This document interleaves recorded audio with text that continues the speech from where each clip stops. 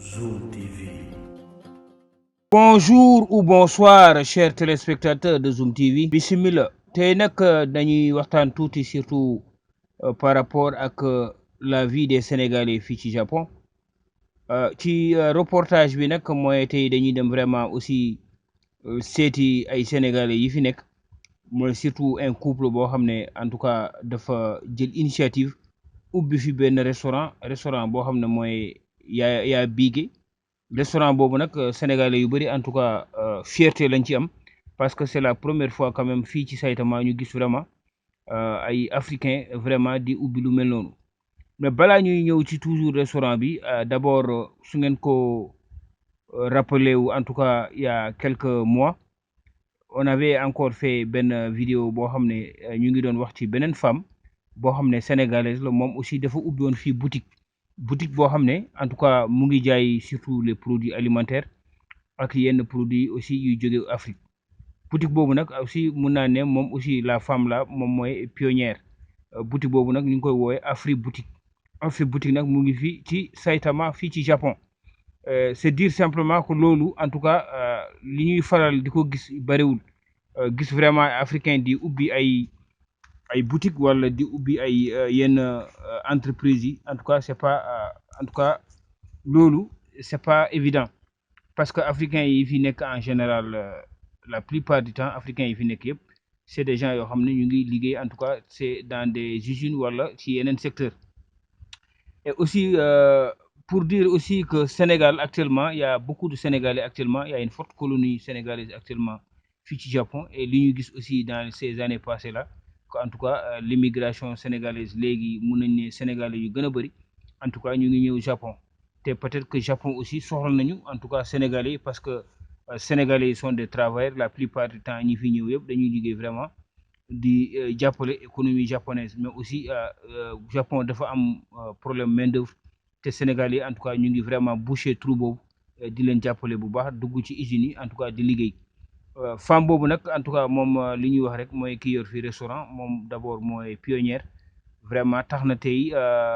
pays ouest africain yëpp parce que fii am na ay nigériens am na ay ghanéens am na ay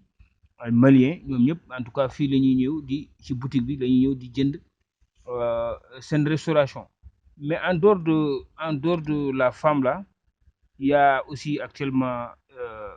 benn couple boo xam ne en tout cas ñu ngi yor aussi ñoom aussi ñu ngi ubbi fi benn restaurant bi nag c'est un restaurant vraiment typiquement sénégalais mais typiquement aussi africain te restaurant bi macha allah léegi en tout cas vraiment africain yu bëri ñu ngi koy fréquenter en dehors de africain sax am na aussi gis nañu aussi même sax des gens des européens wala ñuy jógee sax Amérique di fréquenter restaurant bi léegi nag kooku restaurant boobu nag c'était quand même à l'initiative d'un sénégalais benn sénégalais bi fi nekkoon nekk aussi un doyen nekk aussi un cadre sénégalais boo xam ne dafa ñëwoon fi jàng moom aussi ba am ay diplôme en tout cas jéem a aussi woon l'exemple ubbi restaurant bi mu ubbee restaurant bi aussi en tout cas communauté sénégalaise yi fi nekk gars yi commencé ko jàppale di fréquenter restaurant bi c'est dire simplement que moom en tout cas il a été le précurseur parce que tey lu ñu naan ceebu jën tey en tout cas c'est un plat qui est très prisé par la communauté africaine wala sax communauté japonaise mooy ceebu jën mais boo demee ci anglophonie ñoom ñu ngi koy woowee jollof rice boo ñëwee ci restaurant bi nag en tout cas restaurant bi chaque dimanche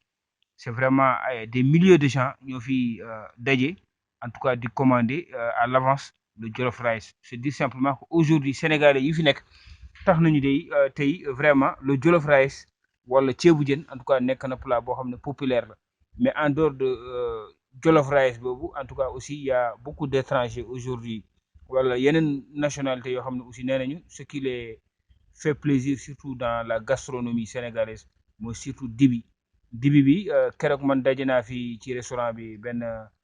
groupe américain ñoom nee nañu ci Google dañuy rechercher ci Google di xool ay restaurant finalement ñu retrouver le restaurant sénégalais bi foofu ci Google foofu à Tokyo ci la ñu jëlee nag train ñëw ba ci restaurant bi après nee na parce que ñoom nee nañu ils avaient des amis yoo xam ne mosoon nañu dem Sénégal xaw ma Afrique mais ils appréciaient beaucoup le dibi moo tax ñu ñëw et wax na sax ak waa ji ne dibi bi vraiment c'est une marque boo xam ne marque de fabrique sénégalaise boo xam ne war nañ ko vraiment vulgariser comme ni ñu vulgariser en tout cas ceebu jën bi wala jollof rice. C'est dire simplement aujourd'hui que en tout cas vraiment les drapeau sénégalais tey mu ngi flotté fii ci Tokyo, que la restauration sénégalaise aussi ou bien la gastronomie sénégalaise et la gastronomie ouest-africaine aujourd'hui est bien représentée. boo duggee sax ci restaurant bi d'abord la première chose bu lay buy tax vraiment nga gën a en tout cas fier si boo duggee di nga gis les photos buy wane la maison euh, de la Renaissance africaine, le monument de la Renaissance africaine. di nga gis aussi les photos du célèbre mooy Gorée, maison des esclaves. di nga gis aussi l'équipe nationale, la photo de l'équipe nationale du Sénégal mooy équipe bi gagné woon Coupe d'Afrique bi foofu ci Cameroun. di nga gis aussi les chefs d'État sénégalais mooy actuellement les 4 chefs d'État seen photo. En tout cas c'est toute une découverte boo duggee ci restaurant bi c'est toute une découverte ngay gis mooy les photos du Sénégal, la culture sénégalaise, les produits même alimentaires sénégalais yoo xam ne aussi ñoom actuellement mu nekk boutique bi comme mu nekk restaurant bi ñoom ñëpp vraiment ñu ngi participer aussi ci développement Sénégal parce que ñu ngi importer des produits céréaliers comme ni mel ne ay céréales ñu ngi koy importer wala aussi les produits alimentaires, même les produits industriels yoo xam ne sénégalais yu nekk fii comme ay Adja wala ay Kib Magie wala yeneen produits wala ay Gloria wala ay Baarale wala ay Vitale wala ay Alip sans trop pousser ci publicité bi. En tout cas sénégalais produits alimentaires yi sénégalais di faral en tout cas di utiliser à Dakar au Sénégal en tout cas ñoom ñu ngi koy importer di ko indi fii mel na ay Nescafé di ko indi fii nga xam ne sénégalais en tout cas vraiment loolu aussi daf leen dimbali loolu parce que dafa wàññi seen dépaysement en matière alimentaire. Restaurant bi encore ñëw fii nekk benn cadre nga xam ne vraiment mun naa ne presque toute la semaine fin de semaine bi vendredi samedi dimanche yëpp sénégalais pratiquement ci restaurant bi la ñuy daje vraiment déguster yenn plat sénégalais déguster yenn plat africains yi. aussi gis nañu aussi suñu mbokk Guinée yi di fi ñëw, gis nañu aussi ay Nigériens ay Ghanéens en tout cas ay Gambiens. Vraiment c'est toute la colonie africaine tey ñooy ñëw. C'est dire que simplement africains yi li ñu soxla ci africains yi parce que contrairement ak Japon loolu dafa xaw wuute ak Europe. Japon en tout cas les sénégalais yi fi nekk wala africains yi fi nekk yëpp on voit que y a des grands entrepreneurs fii ci Japon ci africains yi la plupart du temps bu ñu ñëwee liggéey tuuti ci usines yi en tout cas vers la fin ku ci nekk da ngay beru nga tijji sa propre entreprise. Voilà donc chers amis, dans cette vidéo nous allons surtout aussi parler en tout cas actuellement comment dirais-je de l'entrepreneuriat sénégalais, de l'entrepreneuriat ouest-africain au niveau du Japon. D'abord, dans les précédentes vidéos, on avait surtout montré ici, en tout cas, il y avait une Sénégalaise qui est en fait une pionnière dans ce domaine, puisqu'elle a été là au Japon, elle était venue pour étudier. Mais à la fin de ses études, elle s'est lancée aussi dans l'entrepreneuriat. Elle a ouvert la première boutique, en tout cas, qui vend des produits alimentaires d'origine africaine. Elle importait des produits depuis le Sénégal et même dans la sous-région. En tout cas, qu'elle venait en tout cas exposer dans sa boutique. Et la boutique était devenue en tout cas pratiquement la référence ici, puisque tous les Africains ou bien tous les ressortissants des pays d'Afrique de l'Ouest se retrouvaient ici. Il y a des Nigériens, des Camerounais, des Ghanéens, des Maliens, des Guinéens. En tout cas, beaucoup venaient en tout cas acheter soit l'huile de palme, soit les pâtes d'arachide, le gombo,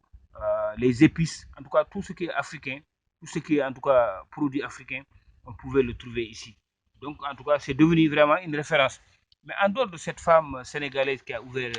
la première boutique ici africaine qu'on appelle Afri-Boutique, il faut compter aussi qu'il y avait, il y a encore un autre Sénégalais qui était là, qui était aussi un cadre, qui travaillait vraiment dans une entreprise et finalement même qui a lui aussi décidé d'ouvrir un grand restaurant. Et ce restaurant aujourd'hui est devenu aussi une référence, puisque ce restaurant aujourd'hui permet en tout cas de regrouper toute la colonie ouest-africaine ici à Tokyo. C'est dire qu'entre le vendredi, samedi et dimanche, c'est pas simplement les Sénégalais, mais il y a d'autres nationalités comme aussi les Guinéens, les Maliens, tous les ressortissants ouest-africains en tout cas se rencontrer dans son restaurant. Et aussi, ce restaurant aujourd'hui aussi a permis de vendre le label sénégalais avec le jollof rice. Chez les anglophones qui le disent jollof rice, au Sénégal, on l'appelle tchéboudienne, riz au poisson. Mais ici, on l'appelle pratiquement le jollof rice. En tout cas, le jollof rice aujourd'hui est devenu en tout cas une gastronomie sénégalaise qui est bien appréciée ici, non seulement dans la communauté noire, mais aussi chez les Japonais. Mais aussi, il y a le ataya aussi que les Japonais, en tout cas, viennent spécialement, en tout cas, pour goûter aussi au ataya servi avec de la menthe. Mais il y a aussi surtout le fameux dibi. La fois passée, j'ai eu à rencontrer ici des ressortissants américains. Et lors de notre discussion, je les avais demandé pourquoi, en tout cas, vous vous déplacez depuis le Tokyo, depuis le centre de Tokyo pour venir jusque dans la banlieue pour se restaurer. En tout cas, ils m'ont dit que vraiment, ils ont beaucoup apprécié le jollof rice, la cuisine sénégalaise d'une manière générale, parce qu'ils avaient des amis qui ont fait l'Afrique, le Sénégal, et que souvent aussi, ils entendaient le gars parler du dibi, et que le dibi était vraiment leur plat préféré. Donc aujourd'hui, eux-mêmes sont venus aussi pour en tout cas déguster au dibi sénégalais. Et depuis lors, ils nous ont dit que vraiment le dibi, ça peut être vraiment, comment dirais-je, un plat qui peut vraiment vendre la destination sénégalaise. Donc le dibi, tout comme le jollof rice, en tout cas, sont en tout cas une belle fabrique de, en tout cas des restaurateurs sénégalais. C'est un plat qu'ils apprécient et peut-être que prochainement, ça pourra même les faire pousser à aller au Sénégal faire une visite touristique. Et le restaurant aussi, quand on rentre dans le restaurant, on voit vraiment l'enthousiasme des Africains, le fait d'avoir un coin où se retrouver tous les week-ends, mais aussi c'est tout le Sénégal qui est en tout cas vendu dans ce restaurant. Quand tu rentres d'abord dans le décor, tu vas voir les photos du monument de la Renaissance, l'équipe nationale du Sénégal, les photos des anciens présidents et l'actuel président du Sénégal. En tout cas, tout le décor est là pour prouver que vraiment, les Africains, en tout cas, actuellement, commencent à établir une bonne base ici au Japon et que les Japonais le rendent bien parce que c'est un peuple aussi qui est ouvert. En tout cas, il n'y a pas trop de racisme par rapport à ce qu'on voit. Les Japonais, d'une manière quand même gentille, viennent dans le restaurant, même petit à petit, quand même, ils commencent à s'habituer comment dirais-je, au repas africain et tout ça dans la fraternité. Donc, mbokk yi loolu la ñu bëggoon vraiment indi ci vidéo bi pour woon leen tuuti en tout cas sénégalais yi effort yi ñu fiy def en tout cas investissement yi ñu fiy def di interpeller aussi gouvernement bi ak état bi lu mel ne FAISE ñu ñëw aussi jàppale en tout cas nos concitoyens ñu nekk fii aussi di jaay l'image du Sénégal di jaay la gastronomie sénégalaise mais aussi di créer ay emplois mais aussi di def aussi que les Japonais encore vraiment commencent à respecter vraiment la culture sénégalaise, surtout aussi la culture africaine. Zoom TV.